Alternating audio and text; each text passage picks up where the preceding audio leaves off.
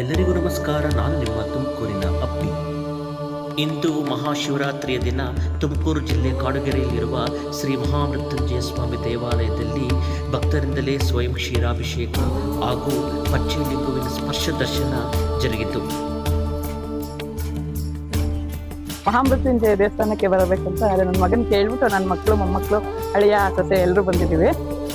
ಏನಂದ್ರೆ ಮಹಾಮೃತ್ಯುಂಜಯ ಅಂತಂದ್ರೆ ನಾವೊಂದ್ಸಲ ನಮ್ಗೆ ಯಾರೋ ಹಿಂಗೆ ಹೇಳಿದಾಗ 3 ದಿನ ಮನೆಯಲ್ಲೇ ದೀಪ ಹಚ್ಚಿಬಿಟ್ಟು ಕಂಟಿನ್ಯೂಸ್ ಆಗಿ ಪೂಜೆ ಕೂಡ ಮಾಡಿದ್ದೀವಿ.